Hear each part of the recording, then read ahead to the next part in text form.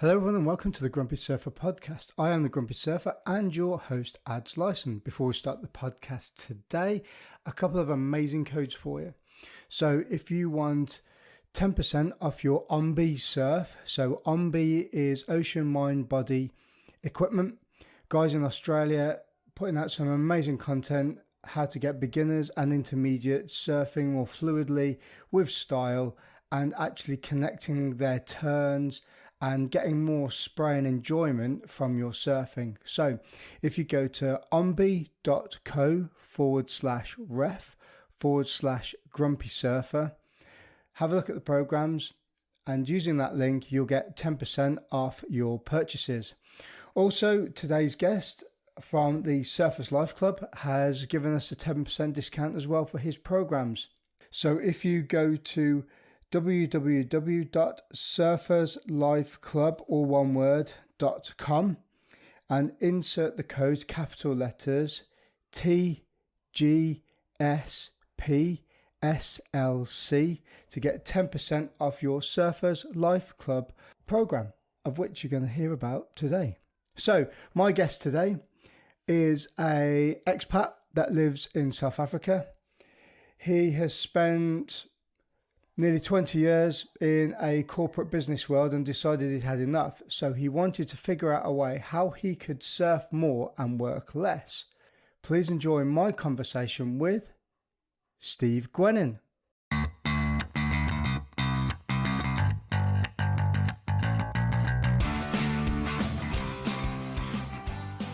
Steve Gwenin, welcome to the podcast. Hey, Ed, how are you?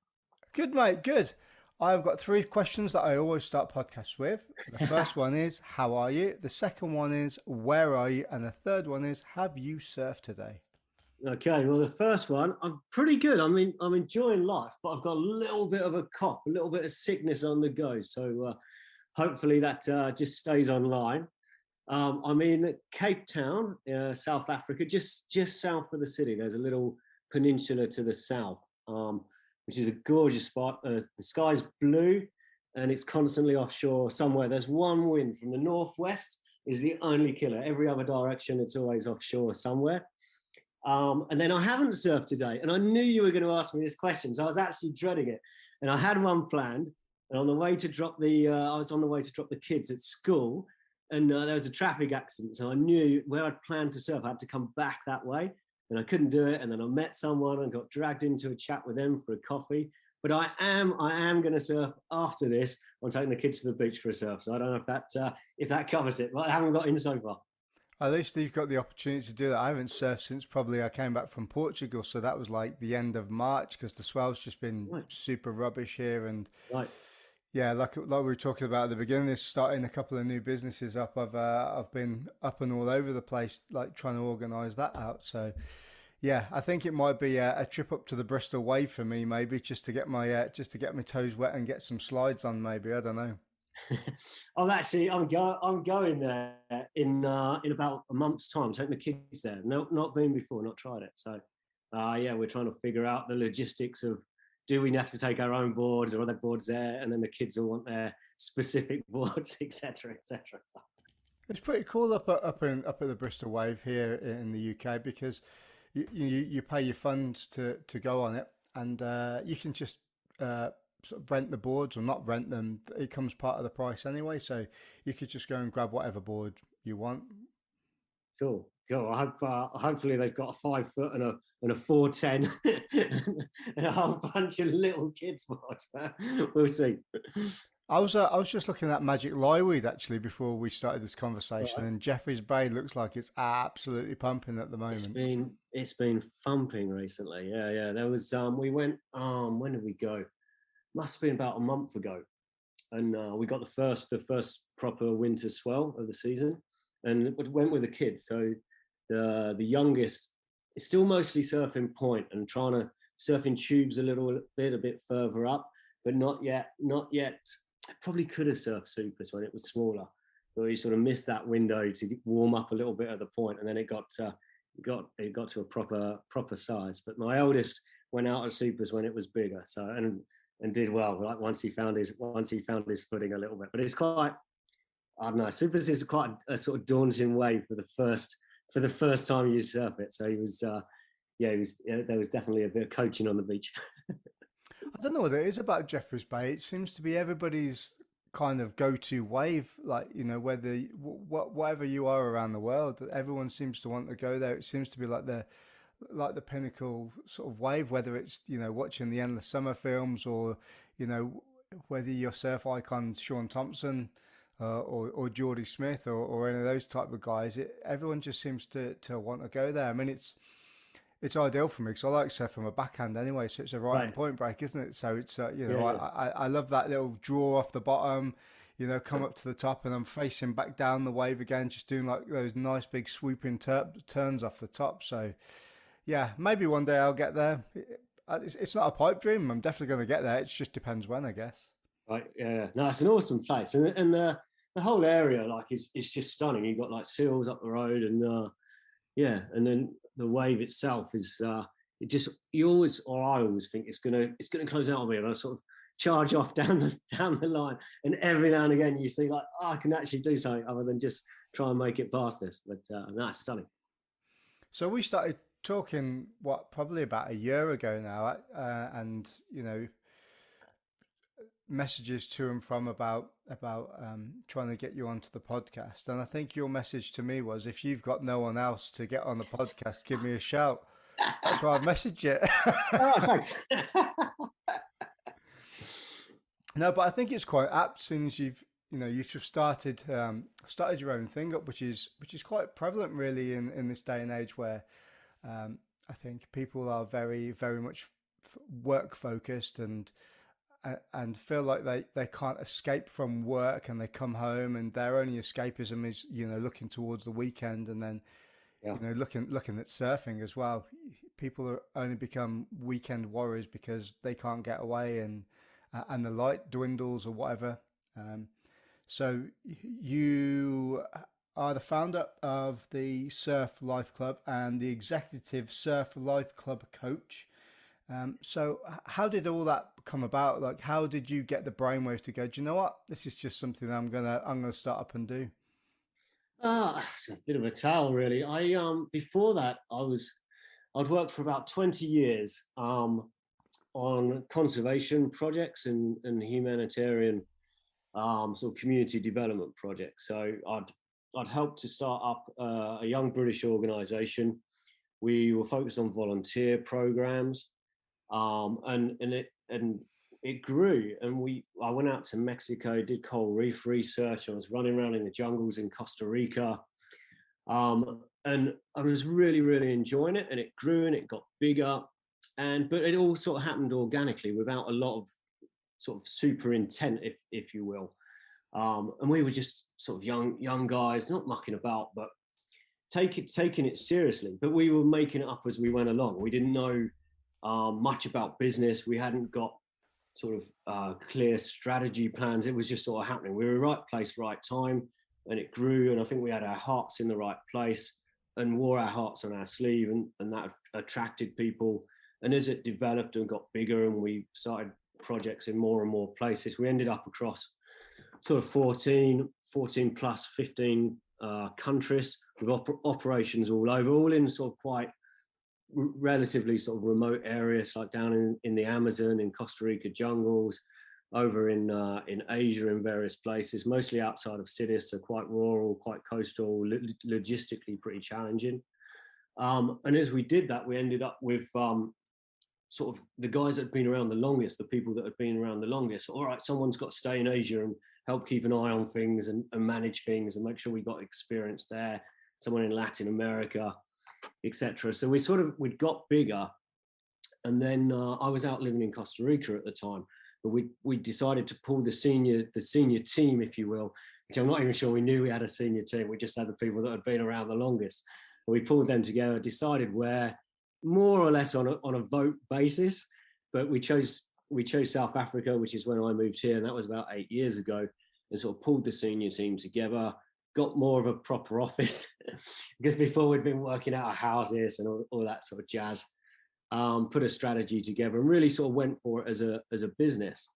And I think that was the right thing for the organization. But as we did that and it developed, and we were like, right, we don't really know what we're doing in terms of marketing or sales strategists, etc. We were bringing in experts to try and learn from them, and some of those experts came closer and closer in, and it turned into I guess what it should have done, which was a proper organisation that was well run.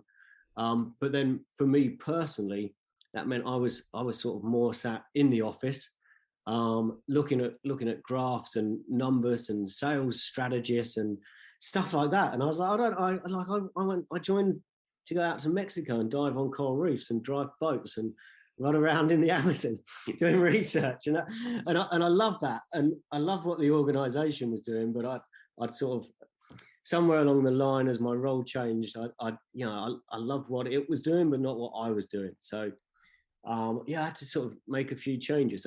And it took me a long time to decide to actually change it, partly because I was so tied to the organization, the people there, the projects that we were involved with and what they were doing, how they were helping people. But I think eventually I had to sort of put my hand up and say, you know what, someone else can do this better than me. Someone else probably wants to do this more than me. So I ended up just stepping away from it and saying, guys, I actually, as much as I love it, someone else can do this better than me and probably should do. So I stepped away and started to try and think about what else I was going to do. And I love helping people. I love empowerment was a big part of the projects and how those projects worked. So creating long-term change. And I put together lists and lists. I mean, actually, you might have done similar, or your listeners might have done. But I ended up putting together a list of what am I actually interested in and passionate about, and then a list of like what am I actually good at, and what am I not really very good at, and having to be quite honest with myself about that, and what's going on in the world. And like at the time, it was only like last year, so it was sort of hopefully emerging from the pandemic with well-being, outdoors, lots of stresses on people, changes in what was happening around the world. And then, so what contacts had I got? So I sort of put those 4 lists together and then tried to map them together and see, what opportunities were maybe out there for a new business, for a new organization. And then, I came up with, I probably had a list of about 200 different business ideas. I thought these will all work. And then I wanted to look at that and really to like consider what was I actually really going to be passionate about and not really bored of, or just grow to hate after a couple of years. Because some of those were great business ideas, but actually the reality of doing that day in, day out and focusing on that is going to be really, really boring. So out of that, the list whittled down, and then I ended up with Surfers Life Club, which was really bringing together sort of the wellness, the well-being, the surge in sort of outdoor sports and looking after yourself, the change in sort of the great resignation and not just working all the time, and really those 3 trends, and sort of trying to then reach out to people to say, if you want to change your life a little bit, here's a community of people that are trying to do that, and here's some of the ways that you might be able to do it. So that's sort of where it came from, really. I think something like that really does resonate with people. And I've talked about this quite a lot on the podcast, about people's mindsets and getting stuck in the rat race, basically, because that's somewhere that, I don't really want to be stuck in it. That's why I've decided, and I'm in a unique opportunity and position, just leaving the military. Like I said, I'm like 2.5 weeks in from leaving, and I've got some form of financial stability, which I guess some people don't have.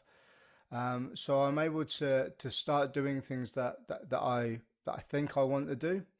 Like I said to you earlier, give me a year, I'll tell you whether what I'm doing is good or not. But I think that if people are really stuck in sort of this corporate world where it's not 9 to 5, it's like 9 to 9, it's constant, it's all the time, and it's all they're thinking about. And if you've grown up on the beach and you've ended up working in the city or something like that, and your real sort of like your heart, passion, and soul is getting down to the beach to get in the water, and the only water time you're getting is watching the WSL through YouTube or the app, then I think following your passions is something that people really need to focus on a little bit more, and really need to figure out how are they going to enable that, and make time, because making time to do things, I find, even from a military perspective, this used to really wind me up. I'm going off on a bit of a tangent here, like. I like this, Carol. It used to really wind me up. So I'd go into people's offices, and my job in the Marines before I left, I was a physical training instructor, so running gyms, Okay. physical programming, training the guys, get them to do lots of different things, get them involved in different sports, grassroots stuff, all that sort of thing. So I used to go into like the HQ buildings, where like the hierarchy used to work, so all the officers and the sergeant majors and RSMs, and I used to say to them, are you coming down to the fitness test today? And they're, oh no, I'm too busy. He said, oh, do you want to come to the gym and we'll do a workout? And they're like, oh, I can't, I'm toppers. I'm not going to get away till 9 o'clock tonight. And I'm just thinking, going, why? Like why not? What, you can't take it? You can't take an hour, a couple of hours away to go and have a cup of tea, or come down to the gym and do a workout, get a bit of a sweat on, and or go for a bike ride, or where it was at the time was in Dartmoor, so go for a ride up on the hills, and I think lots of stuff has got lost in translation in modern day society, and what you're doing and the products that you've just put out, I think should reignite people's passion to do what they enjoy doing. Yeah, thanks. It's interesting. Like you mentioned sort of the guys that have grown up by the beach and moved to the city, and from the guys that have sort of joined the community so far, the guys and girls that have joined the community, that's exactly what a lot of them have been. Or they've never really surfed, but they've just started, like during the pandemic or whatever, team sports closed down, and they sort of like they had a couple of surfs and they've started to get into it, but they're not surrounded by that community of surfers to give them that support, that encouragement. You know what it's like if you've got that. I know he's either a devil or an angel, but that guy who rings you up or sends you a message, like, it's firing. Like, come on. If they haven't got that sort of that extra push, it's hard to do. Or they want to do a trip, but no one wants to go on the trip with them because they don't really have that community. So it's sort of, I guess, as people want to make that change, having a support network that encourages that and understands that is really important. But I think a lot of people want to make those changes, but don't really know where to start. Like, where, how do you do that? I was even similar. Like I was lucky enough to have had quite a bit of adventure in my life and run around and do lots of stuff. But I'd got to that point where, I had so many people depending on me, or I felt like I had everyone depending on me. Like, I can't just walk away. I can't just make this change. And it must have taken me a year, or probably more than a year, to sort of really acknowledge that, I don't really want to be doing this, and I could make a change, because, I've got 3 young kids. I'm a father of 3. Responsibilities there, responsibilities with the organisation that I was sort of leading, and I think you end up putting a lot of pressure on yourself, and just sort of continuing. I think you mentioned the weekend worry. You sort of, if I can just make it through to the weekend, I'll get a surf in, and then it's the next week, and then it's the next week, and then it's the next week, and before you know it, your kids have grown up. You're old. Your shoulder's killing you. You've lost all your fitness. And the time flies by. You talk to the older crew, like, the time, it really does, it flies by, and you sort of miss it if you're not careful. So I think it's recognizing that, and then actually doing something about it sooner rather than later, not just, I'll do that at some point in the dim and distant future. I used to preach to my friends a lot about, there's a poem that I read a long, long time ago, and I saw it up on one of the sergeant's mess boards, and I love it. I think it's amazing. And yes, listeners, if you're on and you're listening to this, I am going to recite a poem, and you're going to enjoy this one. So, have you ever heard of a poem called "The Indispensable Man"? I think I have heard of it. I've heard of it. I think it rings a bell. It's amazing. So this is how it goes. Sometimes when you're feeling important, sometimes when your ego's in bloom, sometimes when you take it for granted, you're the best qualified in the room. Sometime when you feel that you're going would leave an unfillable hole, just follow these simple instructions and see how they humble your soul. Take a bucket of water and fill it up. Put your hand in it up to the wrist. Pull it out, and the hole that's remaining is a measure of how much you'll be missed. You can splash all you want in the water. You may stir the water galore, but stop and you'll find that in no time it looks quite the same as before. The moral of this quaint example is to do the best you can. Be proud of yourself, but remember, there is no dispensable man. I like it. I like it. It's so true, isn't it? It's sort of when I left, I have to say, I thought, I thought, I don't know how they'll manage. Like, and everyone said, I don't know how we'll manage. But I think they got on better. if I'm honest about it, they had replaced by someone who was more more enthusiastic, more passionate about it, wanted it more. We're all replaceable. We just feel like we're not sometimes. I think, but it also comes down to like your mental place as well, doesn't it? It comes down like, the whole point of people going to work sometimes is they feel like they have a purpose in life. Yeah. If I'm there doing this, then X, Y, and Z's going to happen. But if I'm not there, then it won't happen, and I'm going to get stressed out because this spreadsheet hasn't been put forward, or this proposal hasn't been finalized, and we're not going to get it over the line. And I think this form of thinking is the sort of thing that really does play into people's mental well-being. And my wife, she's just started working on the 111 calls here in the UK, which is it's like a mental health line. And the stories that she comes back from people talking to her on there is, one, people are quite lonely, but two, people really haven't got an inkling outside of their own bubble about what's going on, and that's what they really struggle with, I think. We're going down a really deep, dark hole with this, I think. Let's pull it out a little bit. So I'd like to get a little bit of background on you. So, where did you grow up and how did you get into surfing? I grew up in a place called Tring. It's in Hertfordshire, so it's sort of in the Chiltern Hills. I think it's just about as far away from the sea as you can get in England. But I grew up in the I'm going to say in the woods. So I grew up just outside of the town. Dad's a carpenter. Built a little cottage next to a farm. Woods across the road. So we were just outdoors all the time, sort of running. My mum's going to hate it, running wild and playing in the woods. So it's sort of in nature, and I think that was a big part of it for me. It was just outdoors in nature, and then moved into the town. Didn't particularly love that. We don't need to go too far into that.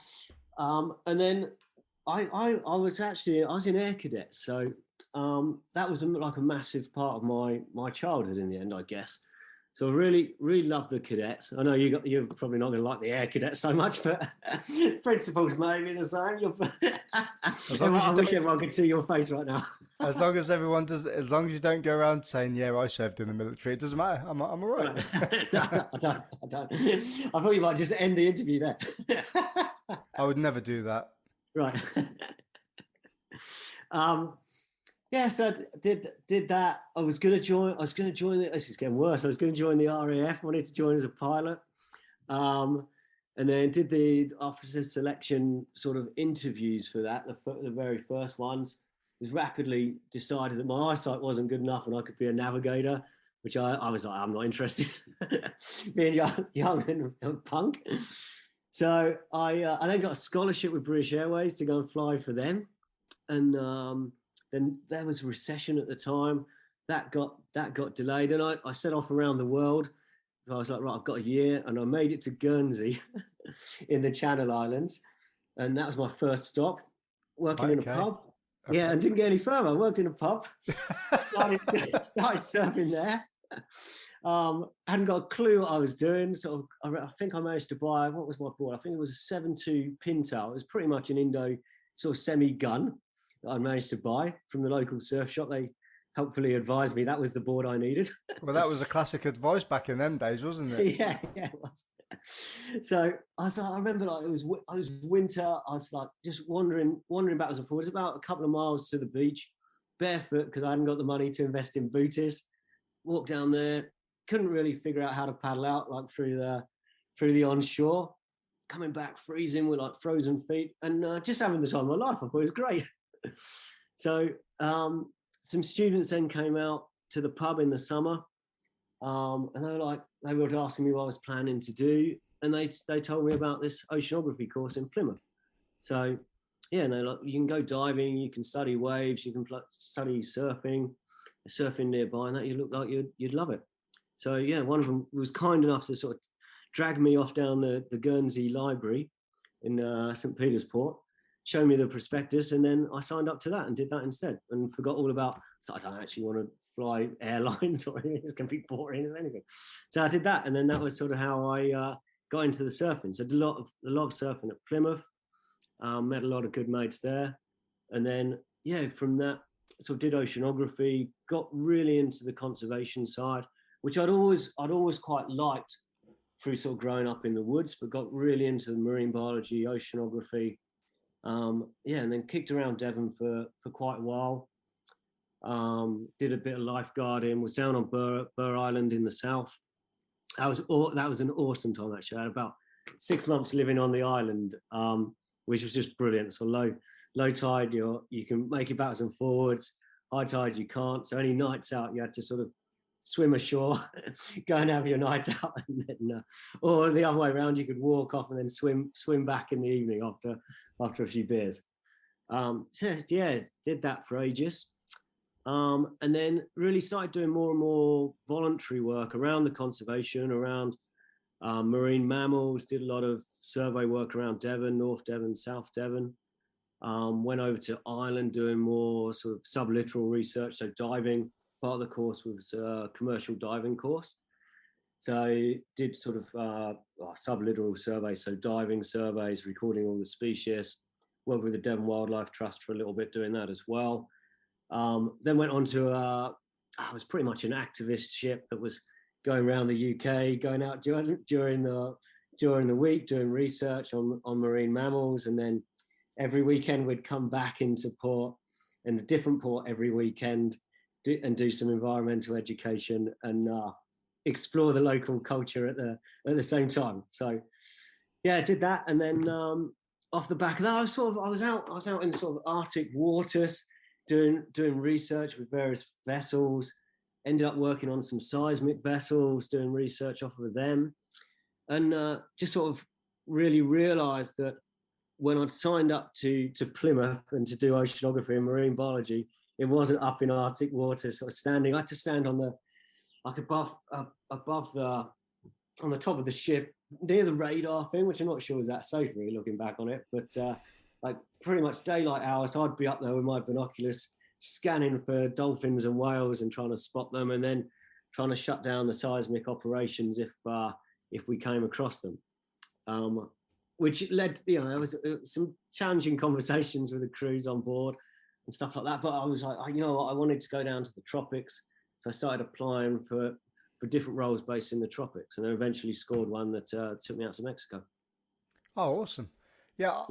Believe it or not, actually, I did my A levels at school, and then I got to my second year, and I basically did them because I just wanted to do it just to spite my teachers, because they told me I was going to fail everything. So I got some decent GCSEs, and I don't know what they're called now, but so I did like psychology and physical education and geography, and I did geography purely because it was my geography teacher that told me I was a loser, basically.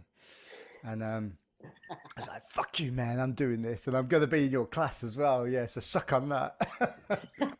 You haven't got rid of me yet. Yeah, exactly. And marine biology and that sort of thing actually really did press a button for a time, but I don't think I knew how to get there. Right. And I've been surfing since I was 14. So this is like, 3 or 4 years later. I was like 16, 17, maybe Mm. 18, nearly 18.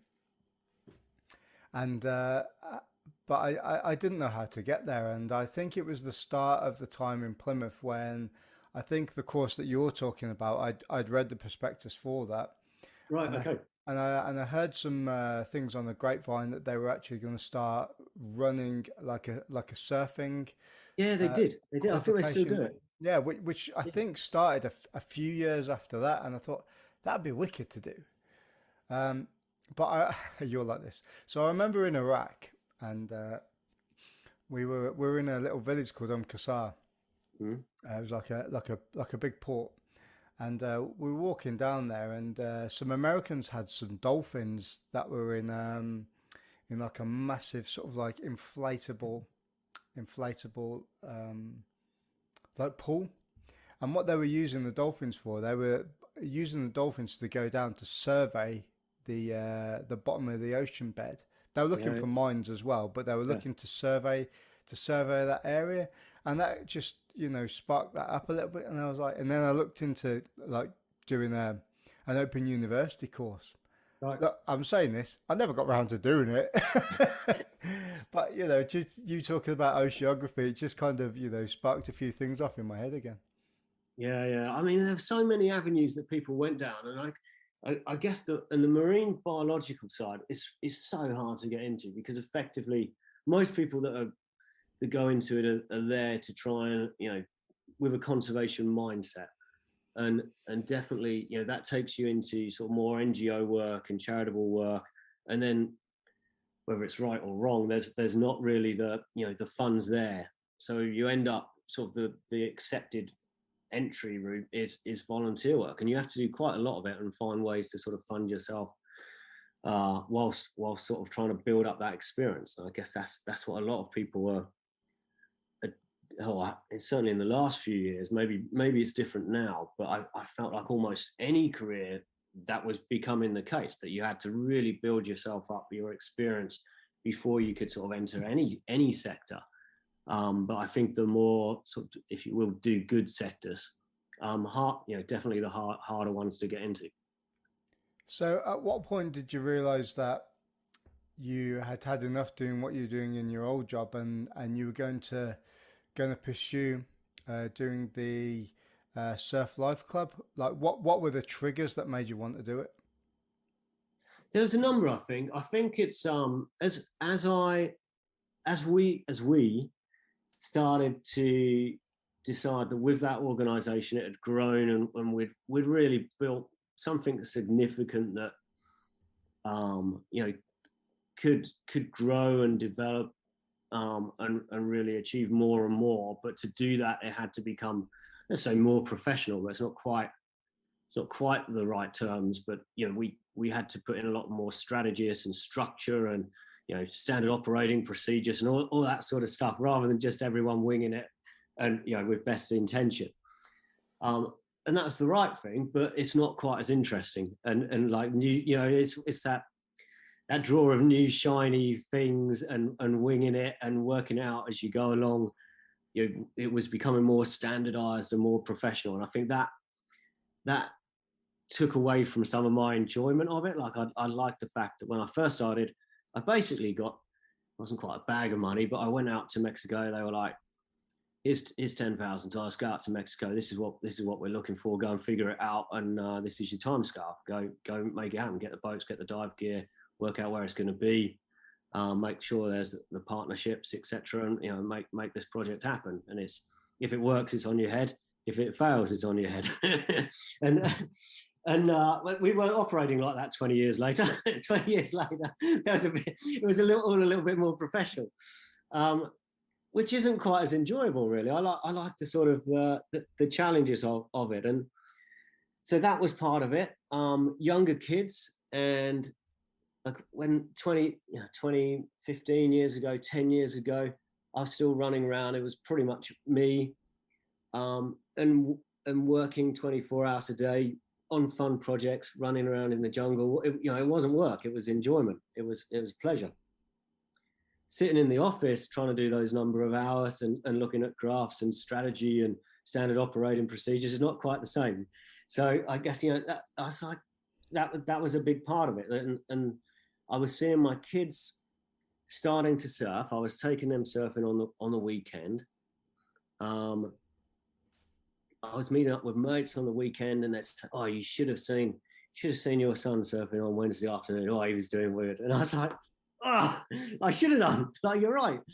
And it's that, oh, you should have been here yesterday. I was experiencing a lot of that, and I was seeing my mates going surfing, and I wasn't getting there. I was still getting in the water. It wasn't even that bad. I was getting in probably once a week plus weekends. It's not terrible, but I was seeing other people do a lot more, and I was like, that's what I want. I don't want to be doing this anymore.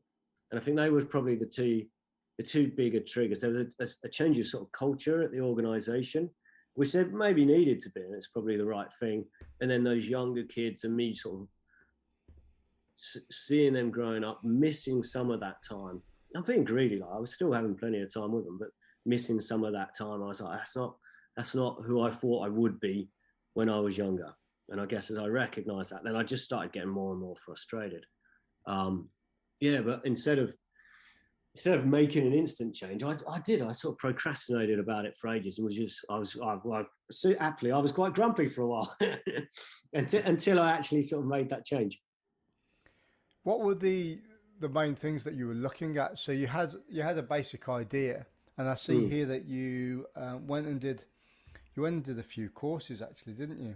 I did. Like, I'd done through the volunteer work and out the back of that, and it was all around sustainability. But we sort of really went into experiential education. So we ended up training people and doing internships, and then working with the local communities and the local community members. We were doing a lot of empowerment, and through those, we were sort of doing professional development, but we were also doing personal development with people. And then obviously having sort of quite a big staff team overall. In the end, it was about 200 people. There was a lot of professional development, but also managing a lot of people, a lot of personal development. So I felt I had a lot of informal skills and experience of mentoring people and coaching people and helping them overcome challenges. But I didn't have a lot of sort of formal techniques. If I had to name the number of formal coaching techniques I had available, I feel I could have done it on one hand. So I wanted to do a proper coaching course, both to get more techniques, but also to have that bit of paper, that sort of recognition that, he's qualified, he's certified. And also just to understand it better. When I'd sort of realized that empowerment, that coaching, I wanted to continue within that aspect of things, to have that as an aspect of what I was doing, then a bit of reskilling, a bit of training up, I thought would be a useful route, and also just giving me more contacts and knowledge about the sector and what was going on in that coaching sector, and understand that better, because it wasn't a sector that I'd been specifically involved in before. How did you find the neurolinguistic programming and practitioners course being applied to your previous experiences and what you're doing now? No, I really, really enjoyed that. It was quite an eye-opener for me. And I didn't know much about it at all to begin with. But I mean, I don't know how much you know about it or how much your listeners might know about it, but it's definitely, it's quite a thing. And it feels like, in the wrong hands, it could be quite a dangerous weapon. In all honesty, like you can really play with people's sort of minds and how they're gonna think about things, and the words that they use and the habits that they form. Like, it's really powerful. It's really powerful. And to be honest, it's not in the coaching that I use. It's something I have on hand, and I use little bits of it, but predominantly, for most of the guys that I'm working with, I don't really need that. It's sort of like an extra layer that sometimes helps if someone's, probably the biggest time I use it is if they're trying to overcome like a fear of something, or a past experience that's really holding them back. We then play with it a little bit, but otherwise, mostly sort of quite, I'm going to say general, but that's not fair. Maybe more sort of generic coaching tools are enough. Just getting people to really think about what do you really want, and how do you get there. And I think that's enough for most people, depending on what they faced and what their prior experiences are.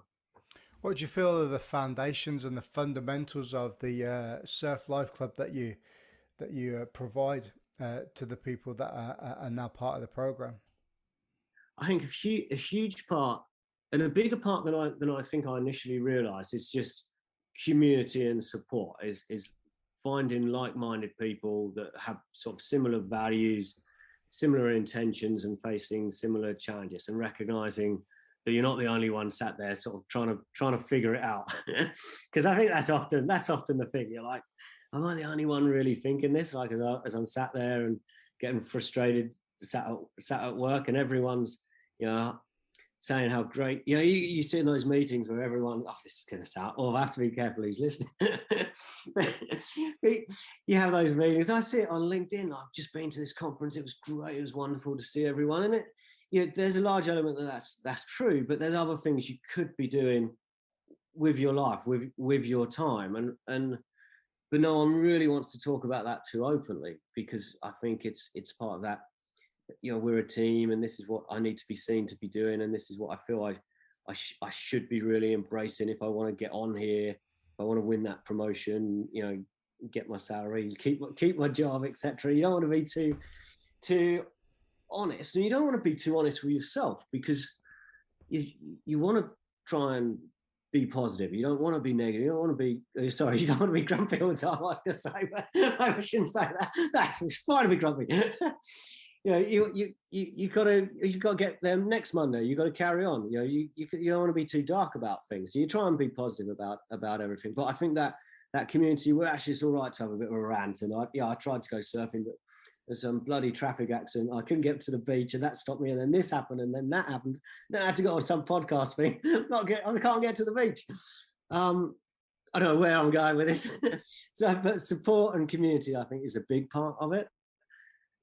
And I guess part of that is that chance to step back. That's the biggest thing, actually, is the chance to step back. Like we try and get through when we're not enjoying it and we're getting pissed off with meetings, with a perceived lack of time, which isn't even true. Like there's plenty of time in a day if you've got your priorities straight. There's 24 hours in a day. You sleep 8, you have to work 8, and then you've got another 8 hours, but you spend a lot of that, some with a family, some eating dinner, and some faffing around watching something on Netflix you're not even interested in. Like you can find time if you really, really want to, but it's sort of recognizing that I do want to, and what do I want to do with that time, and getting a plan. Basically, it comes down to having a plan. And I think that's the biggest part of the coaching, is sort of what do you actually really, really want out of life, and why, and how are you going to get there, rather than where most people start is I'm not happy. I don't want this. I don't want that. I don't want to be working all the time. I don't want to be going to meetings. But not really what they do want. And I think trying to get some real clarity about what people do want, and actually to say it and to understand it and get that clarity, and then start to go, all right, so how am I going to get there? And then actually taking some action. That's the biggest thing, is taking some action. But it's hard to do if you don't really know what you want. You just know what you don't want, which is what you've got right now, right? There's bits of this I just don't bloody like, and I don't want it anymore. But I don't know where to go or how to get there. I think a lot of people's lives are really a mishmash of going to work, having to come back, and I do feel sometimes, if I use my own personal experience from this, is that I've always found that I use my time management quite well. Whether it's getting up in the morning, taking the kids to school, then in my head I've got, right, I'm going to come back and I'm going to do a workout for 40 minutes. Right, once I've done that, I've had to rewrite some flyers because I've used all my flyers from doing the festival this weekend. So right. I'm going to spend an hour doing that. Won't take me long to do. Just got to rewrite a couple of things and then, send it to the print shop and get it done. Done that. Right, now I've got to spend an hour doing some research on Steve Gwenin because I'm doing the podcast with him. Boom, I'm on that. The next thing we do, right, I need to catch up on the WSL from the G-Land Pro. So I'm going to crack on and do that for an hour. And I think, like you say, some people really don't have a constructive mindset. Sometimes it's all very much, I've got to do this, I've got to do this, and then I've got to do that. And when you're talking about, people going to meetings and say, and putting onto social media and like LinkedIn and Facebook and stuff, like, oh, that was an amazing meeting. I can't believe I know so many amazing people. Like, shut up, mate. This is just I was trying to be bullshit. more subtle. Than Yeah, that. that's fucking bullshit. It's like literally what you're doing is what we used to call this smoke and mirrors. Yeah. You're making out that all this stuff and your life is absolutely fantastic when probably inside you're dying a little bit because the bloke you spent 30 minutes talking to is an absolute prick and you want to get away with him and you're stuck in a story that you can't get out of. So I think people really need to kind of, like you say, take a little step back and have a like a little condor moment and go, do you know what? I could do this a better way, or what's the quickest way I can do this where it's assertive, so I can do the next thing. And I've always found that I've ruled my life like that, even through the Marines, and going into line management and having people underneath me is very much like that. And I always used to make out, and again using the analogy of smoke and mirrors, I always used to make out that I wasn't doing a lot. But like in the background, I was actually like sat behind my computer banging out, Right. your standard operating procedures, your risk assessments, writing administration orders so people know what they're doing. But because I had a plan and I had sort of like a line that I wanted to take, I could go, right, I'm going to spend 2 hours doing this, right, that 2 hours is up, boom. And then I'd have a cut-off time.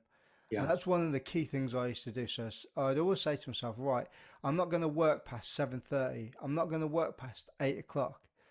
And then people are like that, well, this needs to get done. I was like, well, is anyone going to die?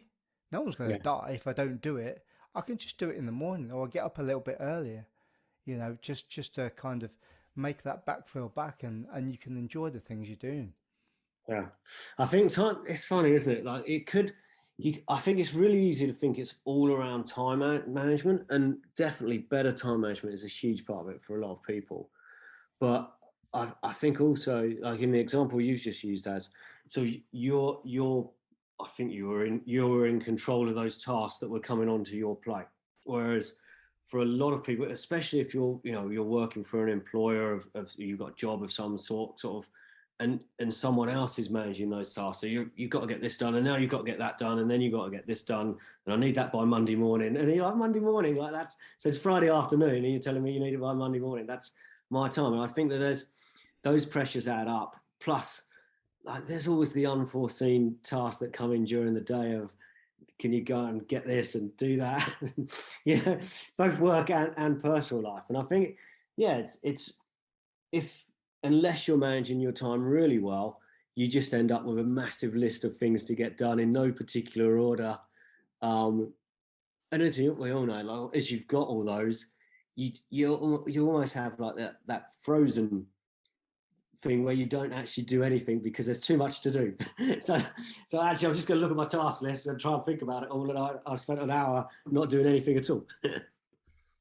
So your program, who would you say that that it was for? Like, who's your audience that you're aiming it at? Really, to be honest with you, managers, because they're the ones that have got more in common with what I went through. So managers who surf and want to work less and surf more. So people that have been, either they're founders, they're running their own business, they might be self-employed, they might be working for somebody else, and a manager who have got some skills. I definitely more target sort of people around my age, that sort of 40s to 50s, perhaps young kids that really starting to see the value, or feeling the pain more honestly, of this is not where I want to be and what I want to be doing. This is not what I wanted to be when I was that 18-year-old who was decided to do his A levels. This isn't where I wanted to end up. Like I wanted to be somewhere else, and it's not too late. I can change it. I could change it with a bit of help, and I think people need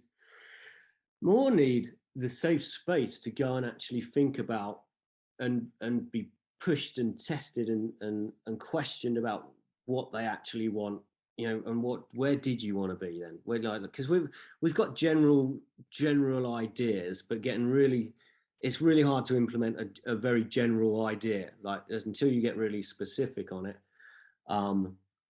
Once you've got that, then it's much easier to say, all right, I want to spend X amount, I want to go surfing X amount of days a week. That's actually what I want. That's a happy balance for me.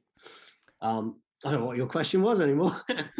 But yeah, I guess people that are on a similar journey to what I went on, but at a much earlier stage, so I can sort of give them the benefit of what I went through, really. So you've also created a Facebook community. So how are you finding that engages with people with the product that you're trying to push out to people? You know what? I've really enjoyed it, and I don't do a lot of hard selling at all. I sort of more talk about the situation, what's challenging people, and the community has just been brilliant. I've really enjoyed it. I'll be honest, I hadn't embraced social media at all. I didn't really see. I know it sounds a bit weird. I didn't see the point of it. I don't know if you understand what I'm saying or not. I thought it sounded horrible. I didn't touch it for ages. And then when I realized, all right, I'm going to set up a business, I haven't got loads of money. I don't want to spend a fortune on advertising. Like social media and organic is the way for me to get out there and reach people without spending a fortune. And I realized I had to embrace it. I think I'd last posted in like 2015, something like that. And so after a 7-year gap, I started posting and changed my profile and stuff like that. And people started relating to it and reaching out. And as I only launched the community 3 weeks ago, we've now got about, I think, 300 surfers, some from Brazil, from Oz, from New Zealand, lots from the UK, from a few from Europe, America. We got some guy, he posted yesterday, he's surfs in the Great Lakes. So he's like, and he moved inland, didn't surf for ages, and then surfed all the time before that, but family commitments, moved inland. And he's like, yeah, I've started surfing again, really want to keep surfing, inspire others, like it's possible. And he sent these brilliant pictures. They're like, he's got 6 foot in the Great Lakes. It's amazing. So people are really relating to it, and they're all sharing what's stopping them, what's been stopping them, or if they're currently sort of tasting the good life and they're surfing a lot, what they did to get through it. Some of the tricks they used. Sort of, one guy talks a lot about sort of his no look policy. Don't go to the beach and stand there thinking about all the other things you could be doing, and then go back and get on with them. Just don't even look at it. Just get your wetsuit on, charge in. Even if you're only in for 30 minutes, you're still going to feel a lot better about your day. So lots of sort of small tips, and then some sort of bigger, deeper ones as we were getting into about, what's your actual purpose in life, and what does that tell you, and then what have you got to change, and sort of using that to be the motivator to actually make those changes. If it's what you're actually supposed to be doing in life, you've got no bloody choice but to make the changes, right? Rather than sort of go, that's what I'd quite like to do, but there's lots of good reasons why I'm not actually going to do it. If that's your bloody purpose, you've got to get on with it. So yeah, lots of sort of almost tricks of the minds, of different ways of thinking about things that just help people to overcome those hurdles a little bit. What are your end goals? Like what are you looking to achieve through doing the Mind program and the Surf Life Club? What am I trying to say? Not what are you trying to get out of it? Like, what would be your end goal as creating something like this for people to actually start enjoying life a little bit more? I need to have a little think about that. That sounds terrible. I should definitely be clear on that. My initial goal, if I'm honest, was to come up with a vehicle, a business that I would enjoy, that would help people and supply me sufficient income to be able to sort of continue the lifestyle that I've been living, which isn't. I don't want to be rich. I don't. It's not a lavish lifestyle. But I've got 3 kids. I need to be serious about it. There is an element of, and that was a big thing sort of stopping me making that change initially. So I've definitely got to make sure that side happens. Do I want it to be like a massive global enterprise? If you're asking from that perspective, no, I don't think so. But as it as people engage with it, it's pretty cool. It's pretty cool, and I like it, and I think it's helping people, and I can see that other people are enjoying it. So, yeah, I mean, I'd be pretty happy if it grows, as long as it doesn't start. As long as doesn't start negatively impacting on me and my lifestyle, and that's sort of the I think going to be the biggest hurdle, and it is something that's already, as it gets busier, and I've got to look at social media and stuff like that more and more. Yeah, it's eating into my time. So I guess I've set myself a very clear limit of, and it's I mean, it's a very spoilt limit, but this is how much time I'm willing to dedicate to it. And actually, this is the income that I actually need, not would like or would be wonderful, but this is the minimum level. And let's make that as cheap as we can to enjoy life. And this is the maximum I'm prepared to work. And then that's my problem. That's what I've got to figure out, how to make that work. And that might mean bringing other people in. Any does it not grow? Does it stay small?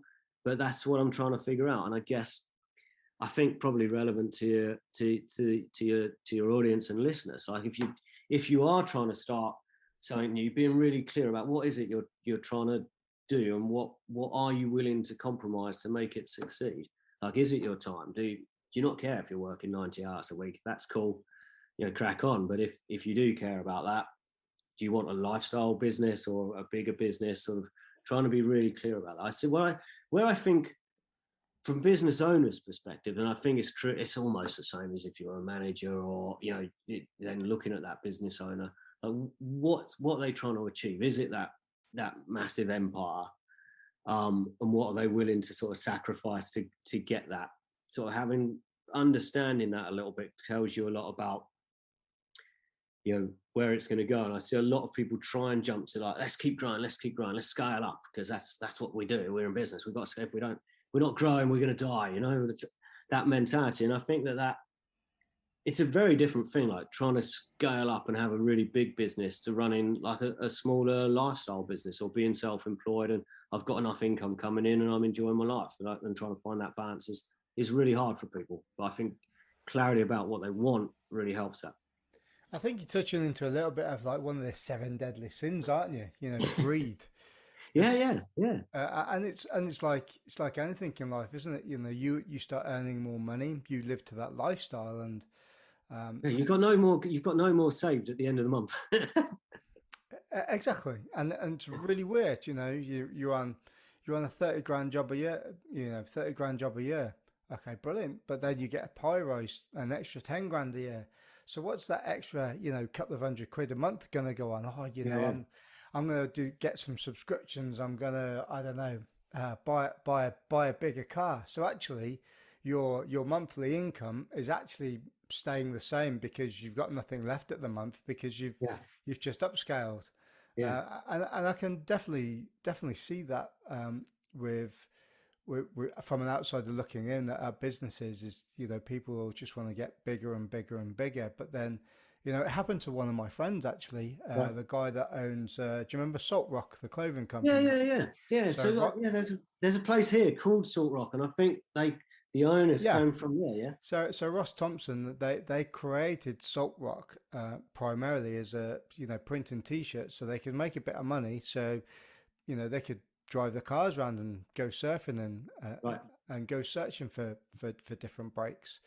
But as the enterprise grew, it grew into a multi-million-pound company, and their time, like you said, got sucked away from the Mm. ocean, which they only used to live like 10 minutes from the beach, and they got pulled into this more corporate world. And in the end, they sold it. And Ross owns a cafe now in Braunton, Right. in North Devon, and they've just started a smaller clothing company. And I think what you were talking about here is they realised that they were kind of like just flogging a dead horse with what they were doing, upscaling. Mm. not really enjoying what they were doing, and they've gone back to, you know, their core roots of why they actually started something in the first place, which I think it takes a lot of courage for people to do that in the first place. Yeah, yeah, I know. I think so. And what were you saying there? Something really sparked my thought. I've lost my train of thought, but um, yeah, that was it. So it's not only if you're the business owner or you're running the business and trying to develop it. I think it also applies if you're, you know, if you're employed and you've got a job, because then you want to work harder to get the next job and the promotion and the pay rise and etc. So it's sort of, we're all in, to a degree, in charge of how much we pursue that and how much we pursue that growth and that rise in salary. And I think it leads on one of the questions I end up asking a lot of people to really get to the bottom of what help them to see what they want. Is that, it's the question is like, is that what you want, or what you think is expected of you? And I think we often end up doing what's expected of us, and I term it sort of what society expects of us. And that's why people, it's amazing the amount of people that are doing stuff who don't actually want to be doing it whatsoever, but they feel they should. Oh, I should do that. I should try and get that promotion. So therefore, like, I will. So they do it, like, and we all do it. We all do it. We pursue things that we don't even want because we think that's what other people expect us to want.